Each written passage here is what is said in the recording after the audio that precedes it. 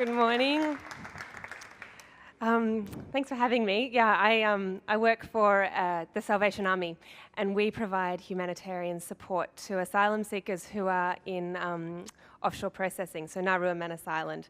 Obviously a highly politically contentious issue. I'm not going to be talking about the politics today. You get enough of that at the moment, so don't worry. But I am going to be talking about the human side of this issue.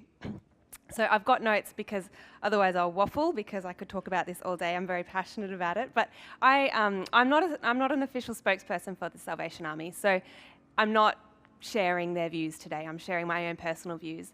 And you know, the Salvation Army going into a place like Nauru and Manus Island, it's a difficult place because we don't agree that people should be sent offshore to be processed. People should be processed here in Australia through human kindness and through humanitarian ways. But we're there because we believe that these people need a little bit of humanity. They need a little bit of care and a bit of compassion. So talking about endings today, it's quite appropriate because these people who we're working with are at the end of a long journey, and their ending isn't how they expected it would be.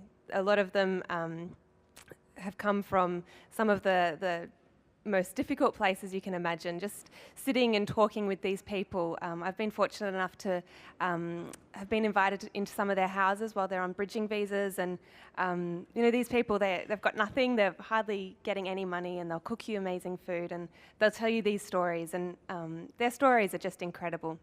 We can't even imagine what they've been through.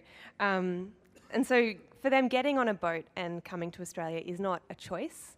You don't choose whether you're going to get on a leaky boat to cross an ocean. That's not a choice. It's a matter of life or death, and that's the last choice that they've got. So, you know, I think we really need to reframe how we talk about these people, how we think about this issue. So my role is media and communications. So every day I sit at my computer and I read the national dialogue on this issue. And it's quite disheartening many days. Some days you have to get up and go have a cup of green tea and sit outside, because it's just, this conversation is really dehumanising. This vilifying of asylum seekers is just horrendous at the moment in Australia, and I'm sure we've all seen it and we've all read it. And so my job is really to try to talk about this issue in a way that rehumanises people, in a way that gives them value.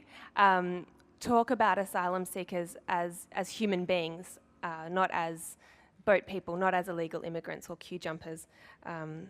So, you know,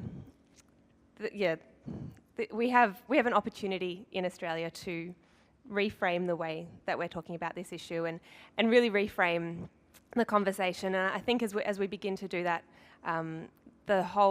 the national dialogue can begin to change. We can begin to see these people as human beings, and there is hope, and there is an opportunity for us to use our voices.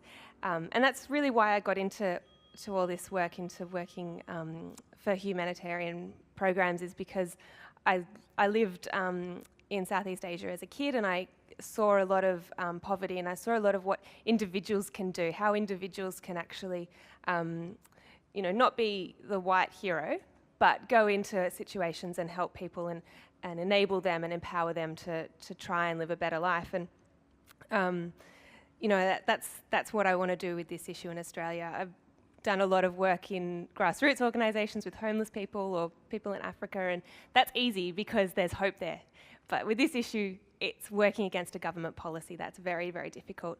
And so I really believe that if we can reframe the way we think about this issue, if we can realise that only 0.03% of asylum seekers come to Australia worldwide, 0.03%, that's only less than 2% or less than 1% of our net migration per year are boat people. And the same amount of people that go in, oh, that's my bell, that go into Jordan each year from Syria come to Australia by boat. So I'll wrap up there because that's the end. But thank you for having me.